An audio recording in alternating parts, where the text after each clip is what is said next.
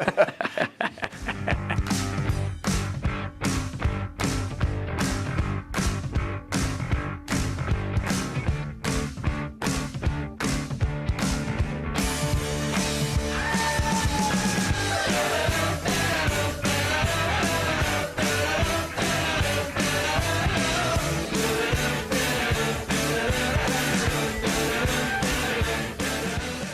1, a 2, a 1, 2, 3, 4. Glory, glory, Brighton and Hove Albion.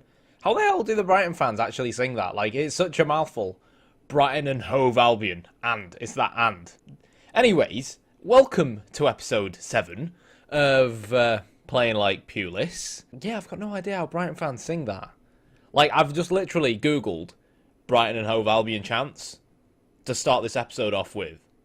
And I looked at that one, I was like, you know what, that one looks relatively straightforward. It's just like, glory, glory, Man United, isn't it?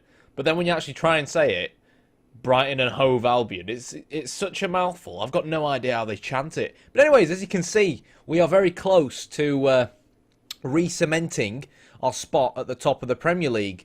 Grosser with 4 assists, Jamie Murphy and Glenn Murray both top of the goal scorer board with 4 goals, and most importantly, I've got my decaf coffee for the evening. So without further ado, let's take a look at how we got on. Fun fact, I once upon a time had an uncle that lived in Brighton. Second fun fact of the episode, my dad once took part in like some weird Brighton marathon bicycle race thing they apparently do every year or something. Third relevant fun fact of the episode, James Beattie, once upon a time, played up front with Tony Pulis at Stoke, and both myself and James Beattie went to the same primary school. So, fun facts over. I'll tell you another fun fact. After smashing Burnley 4-1, we then beat Swansea 4-1, and then proceeded to lose to Bournemouth 4-1.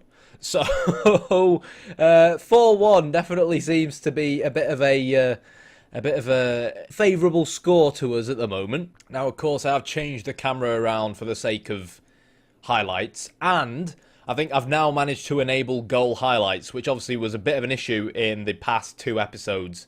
Yeah, goals wasn't selected. I don't know why I have to select goals, but apparently I do.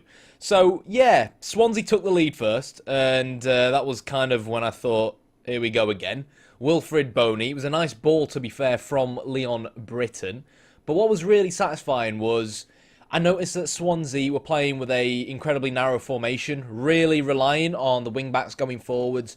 And to me, it was kind of like a no-brainer. Like, up against a direct 4-4-2, we should be focusing on the sides of the pitch here. We should be hitting them hard when the wing-backs come forward.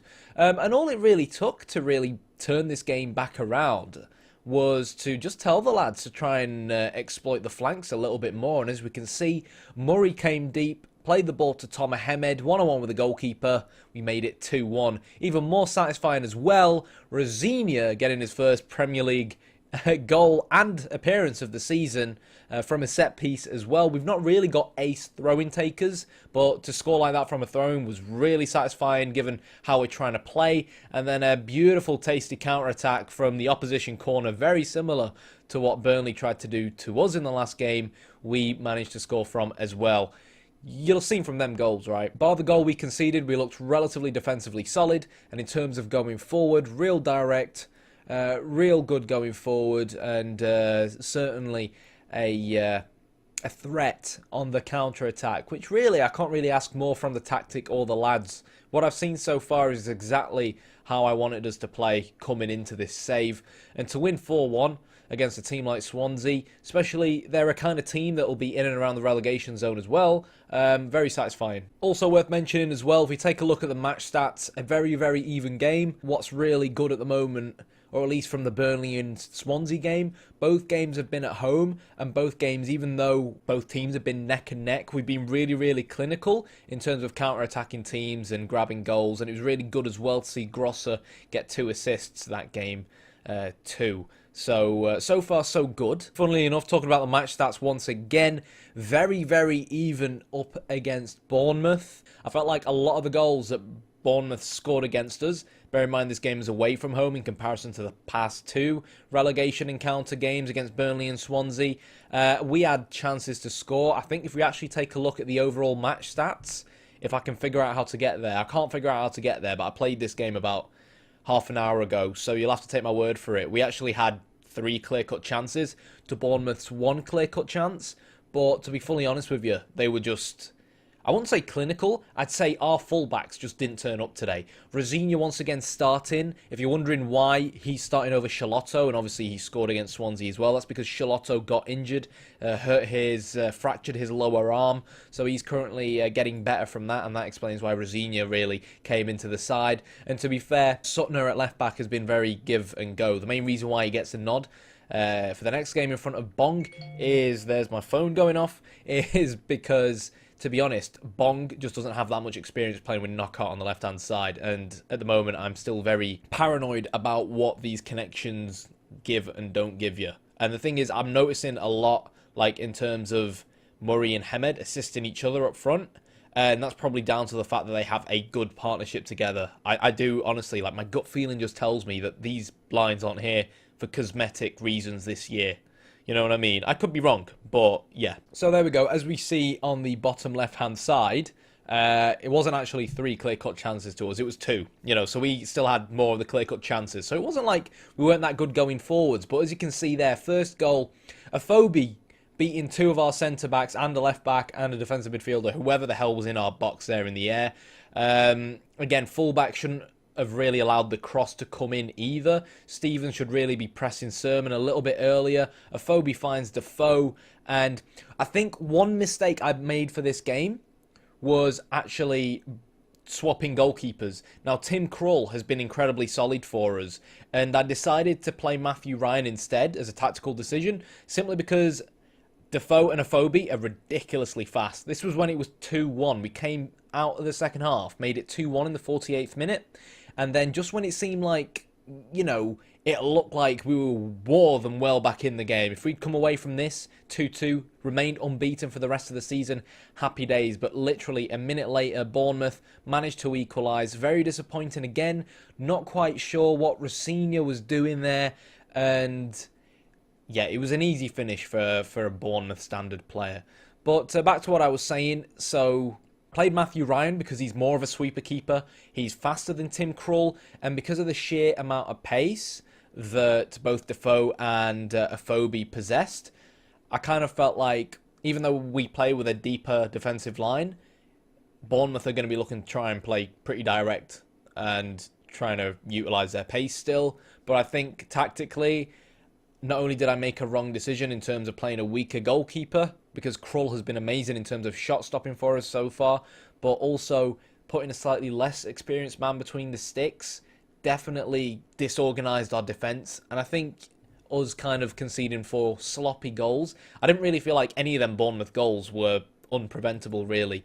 So, yeah, I think I paid the price for that.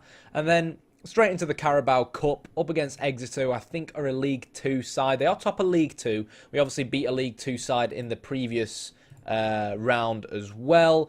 Really comfortable 2-0 victory. And if you look at the bottom left-hand side, as soon as things pop up, we had 5 clear-cut chances. Toma Hamed skied a 1-versus-1. He hit the post once as well. So quite disappointing. But what was good to see was Izquierdo getting a chance up front and grabbing not 1, but 2 goals. Linked up really, really well with Toma Hamed. Solly March coming back from injury as well. Worth mentioning. Getting an assist too. Unfortunately, though, Izquierdo did go off injured. Hence why he won't really be featuring in the 4. Actually, no, he's healed. But he did go off injured in that last game. So, yeah. So, in terms of the game coming up, it's obviously a very important game for us. It's a game away at Huddersfield. They're 20th in the Premier League right now. Danny Williams is suspended, and they basically, other than a 1-1 draw against Arsenal at home with a 94th minute equaliser after an 87th minute Mesut Ozil goal, they've been dreadful. So as far as I'm concerned, there's really no excuse not for us to get 3 points here. I know we're away from home, but I feel like we've held ourselves up. We put 4 goals past Burnley, 4 goals past Swansea, and a goal past Chelsea and beat Stoke away from home. We've shown we're capable. Now it's just up to us to really make sure that's the case on match day. So in terms of our starting lineup, Krul comes back into goal. Rosignol keeps his spot at right back, even though he messed up against Bournemouth. He's looked pretty good from set pieces. We saw one goal as well. And he had a very similar situation in another game too. Duffy and Goldson at the back. I just feel like Dunk's body language isn't really what I want in the team right now. Every time I give a team talk, he just sulks. So, yeah. Sutton plays left back just because of the link with Knockout. Otherwise, I would probably give Bong a go. Stevens as the ball winner. Grosser, who's got 4 assists so far this season, as the centre mid. March on the right. Knockout on the left. Hemed up front with Glenn Murray to his right-hand side. So, without further ado, let's jump straight in and see whether playing the Pulis way will get us another 3 points away at the John Smith Stadium. Okay, so before it runs out, 4-2-3-1 coming out from Huddersfield. Rob Green in goal, Smith, Jorgensen, Schindler, Lowe, Hogg, Moy, Kachunga, Sabiri, Van La Parra and Mounier is going to be leading the line for Huddersfield. So Huddersfield, obviously, I'm pretty familiar with how they play in real life. Very counter-attack orientated with the target man in the middle. So, yeah.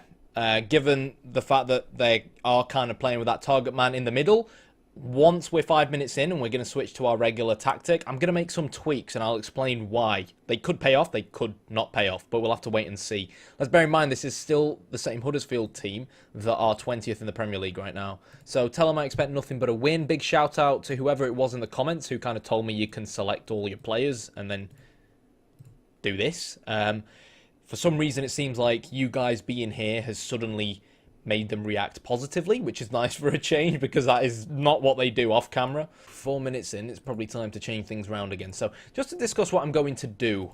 This is a Huddersfield side who are 20th in the league at the moment. So for that reason, I'm going to go less route one and more direct. Just because we should hopefully then see a little bit more of the ball than what we probably normally do. I'm going to up our defensive line a little bit as well. And just tell the lads to be a little bit more expressive. Again, this is just simply because I feel like on paper we have a slightly better side. Actually, you know what? I'm not going to tell them to be more expressive. All I'm going to do is just switch these guys to be fullbacks on support. You know, let's have them push up a little bit more than what we usually see. Start to see them get involved a little bit more.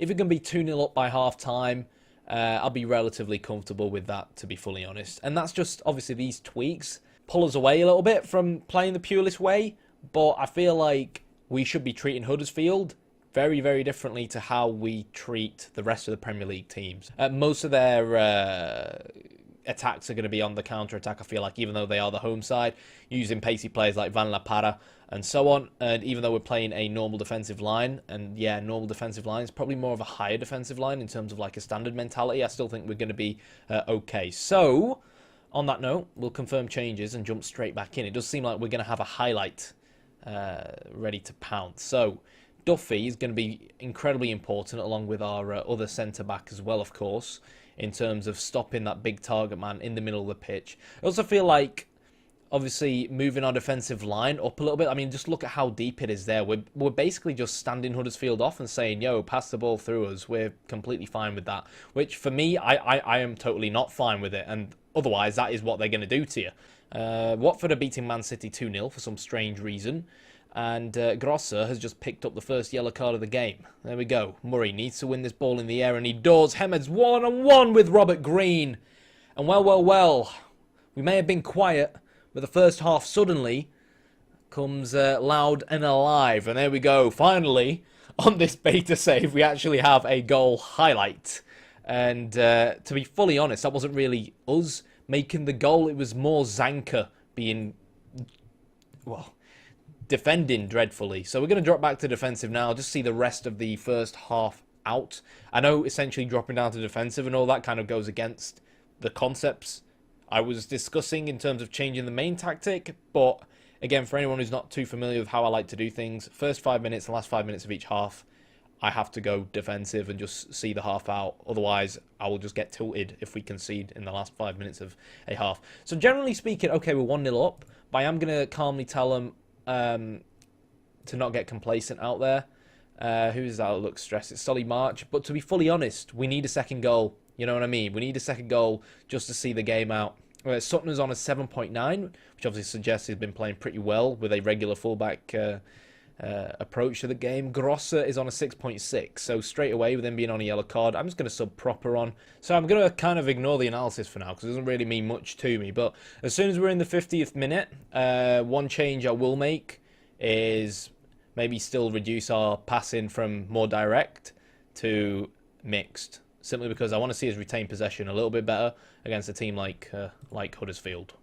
And generally speaking, I think that'll leave us in a pretty sound situation. Another thing I could potentially look to do is look to exploit the left flank. That way, every time we get the ball, we aim to keep it more on the left-hand side, where Sutton has just had a field day so far. So going overload and he'll be on fullback support. Try and get him more on the ball. One of the main reasons why he's got 7.9 so far, according to the analysis, is he's won 10 tackles that entire first half, which basically means that whoever his opposite winger is has had a very hard time against him. So if we can keep the ball on that side of the pitch, we should be okay until the AI decides to make a substitution. But until that happens, I'll worry about that when it does happen. Here we go then. So, highlight straight from the kickoff. I don't like these.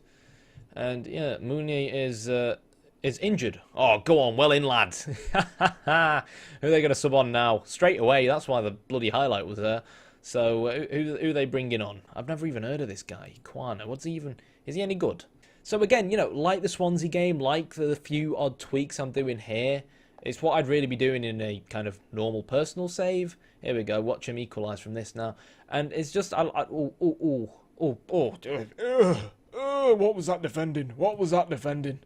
Okay, tell the lads to tighten up. So the point I'm trying to make is that these little tweaks that I'm making don't actually affect tactical familiarity too much. If anything, if you know what you're doing, the benefits will outweigh whatever tactical familiarity disadvantages you will get from a reduced tactical familiarity. So no idea why he's trying Tim Krul there to hoof the ball up to our winger, but we need to win this back, and we do. Toma Hemed now, searching for Glenn Murray. You know what? Lowe is a very, very fast German player, and we need to stop playing that ball direct over to the right-hand side. We should be losing this game. Huddersfield have come out all guns a-blaze in this second half, I'll tell you that. Okay, so first of all, you stop playing the ball out to the right-hand side. Play it more towards Toma Hemed. Tell you what, Huddersfield haven't played too badly, given that they are 20th in the Premier League at the moment. And I'm actually going to tell Ranieri to be a defensive fullback again. Just feel like telling him to do that. Hopefully give us a little bit more solidity at the back. Two of the chances that they had early in this second half were obviously from that side of the pitch, even though one of them was really more from a set piece. They keep getting these set pieces, you know. They look bloody good from these set pieces. Get rid, Goldson. Why are you not fighting for it, Glenn Murray? Izquierdo. It's about time he comes on now. Izquierdo, for me, has to come on. Murray's not been good enough. He's on a yellow card. So, one thing I have noticed is that Lowe is on 69% health. It's not really health, but you get the gist of my drift. So, for that reason, Murphy's going to come on the left-hand side. Should hopefully cause him some pacey problems. And that will then be our 3 substitutions made for the game so far. So, all I'm going to really do on that note is just go retain possession now. And given that I want to tighten up a little bit, slightly deeper, use tighter marking, confirm our changes. And I think, you know how we have that third tactical option, which is more like a protect tactic, which is basically our standard approach, but we're just a little bit tighter in defensive areas. Go on. There we go. That's the game done and dusted. Where we're kind of a little bit tighter in defensive areas. Some of the tweaks I just did there are kind of like the same tweaks. But to be honest, I just couldn't be bothered selecting the other tactic.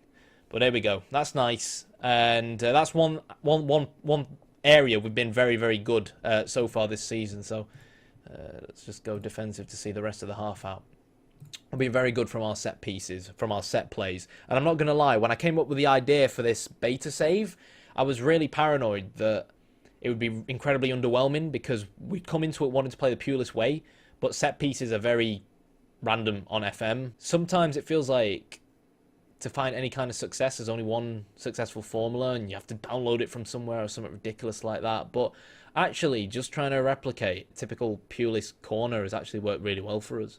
And if you look at the bottom left-hand side, I've got to hold my hands up here, guys. Huddersfield have been by far the better team. Maybe not by far, can we count from this? But they've had more clear-cut chances. They've probably deserved at least a goal. We've not been at our best. Oh, hello. This is why I like subbing Izquierdo on late on in the game. They've not exactly been at their best. The first goal was incredibly fortunate, and it was mainly down to Zanka playing like an absolute wanker.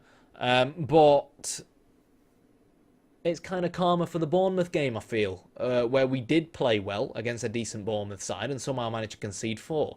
That's a very good tackle from Charlotto. Can we counter? Hemed has to shoot. It's a good tackle from Lowe. And that should now, hopefully, be the final whistle. So there we go. Apparently, our victory was never in doubt. I'll hold my hands up and admit that it probably wasn't as easy as I thought it was going to be. But we've won in the end. Maybe at times, not really playing the Pulis way.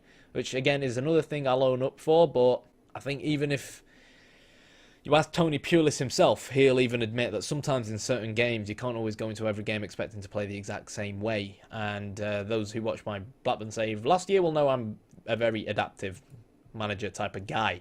And as well, like I said, this kind of tactic is built to face the big teams, not your Huddersfields. Whilst I don't really do these tweaks playing against like League 2 sides in the Cup, because I'm too lazy to do that because our individual quality should be more than enough. But I am looking forward to the next few weeks. We are going to start playing some bigger teams, and we've got some decent players like Bayram Kayal coming back, who I think is going to give Dale Stephens a very, very good run for his money in the defensive midfield position. So we're going to assertively tell the lads, I'm very happy with the result and the way you played. Tell a lie, I'm not really happy with the way they played, but let's be honest, the whole dressing room hates me. They're all against me. At half-time, when you guys weren't looking, because it's probably edited out, when I went to the analysis, I went to the assistant manager bit, and he was just like, Glenn Murray thinks you're an absolute bellend. He doesn't want to play for you. That was literally word for word what it said. Maybe not with the bellend part, but that is roughly what it said. So that's an issue I'm having to deal with. But I think if you compare this to a few seasons ago, we can see we're improving. Our team cohesion is improving. Our dressing room atmosphere is improving. And we're slowly but surely getting there. We had a blimp along the way with a loss off camera to Bournemouth, but you know, we've not done too badly so far, I think. We've got Southampton in the Carabao Cup, who we play next. And then we've got two very times a million difficult games facing Liverpool and Leicester. And then we've got Arsenal, Tottenham and United. Well, they're going to be 3 fun games. How to prepare for those 3 fun games. Main focus, defensive positioning. See you next time. Also, don't forget to hit the like and subscribe button. That's really, really important. Not to you, but to me. See you next time.